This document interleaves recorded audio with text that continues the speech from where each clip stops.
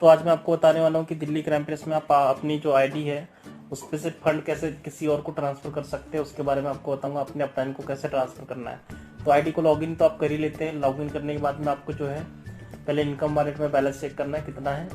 ठीक है, अब अगर आप रिक्वायरमेंट के अकॉर्डिंग सामने वालों को ट्रांसफर करना चाहते हैं तो सबसे पहले आपको पिन वॉलेट में पैसा लेना पड़ेगा। पिन वॉलेट में अगर है तो ठीक है, और नहीं है तो आपको इंटरनल ट्रांसफर करना है। सबसे पहले इंटरनल ट्रांसफर करने के बाद में यहाँ पे जितना रुपया अमाउंट आप ट्रांसफर करना चाहते हैं उतना आपको लिखना है। जैसे कि मैं करना चाहता हूँ 10-25 है ना, 1025 रुपये में ट्रांसफर करना चाहता हूँ।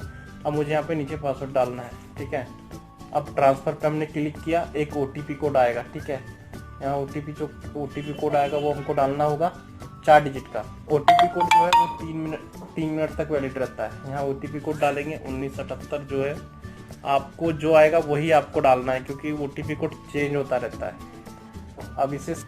अब इसको सबमिट कर देंगे। सबमिट करने के बाद में फंड ट्रांसफर सक्सेसफुली हो गया।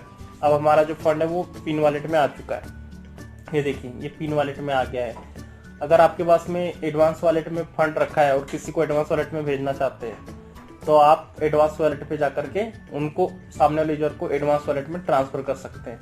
अगर एडवांस वॉलेट में बैलेंस है तो कितना अमाउंट आपको डालना है, RS अमाउंट डालना है, यूजर ID डालना है, नेम अपने आप ले लेगा, कंफर्म हो जाएगा, फिर देन उसके बाद लॉगिन पासवर्ड डालना है। ऐसे करके आपको फंड ट्रांसफर करना पड़ता है। जब तक पिन वॉलेट का बैलेंस नहीं आएगा जब तक किसी को ट्रांसफर नहीं कर सकते।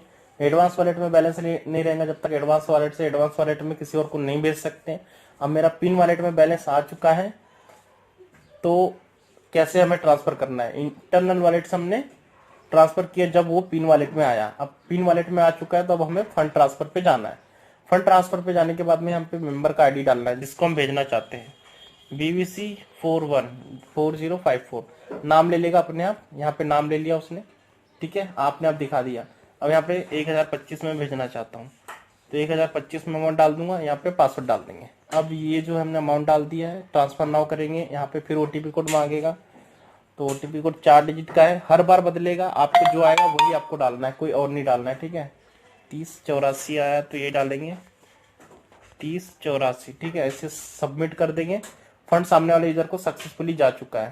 ठीक है, उसकी हिस्ट्री आपको यहाँ नीचे आ चुकी है। देखिए ये आ गया है, 1025 रुपये सामने वाले यूजर को जा चुका है। डेट टाइम सब कुछ आ गया है। तो दोस्तों आपने सीखा कि दिल्ली क्राइम प्रेस में फंड आप किसी को कैसे भेज सकते हैं। तो ये था फंड ट्रांसफर करने का तरीका। तो ऐसे ही आप किसी को फंड भेज सकते हैं। फिर मिलेंगे नई जानकारी के साथ में नई वीडियो में, तब तक के लिए नमस्कार।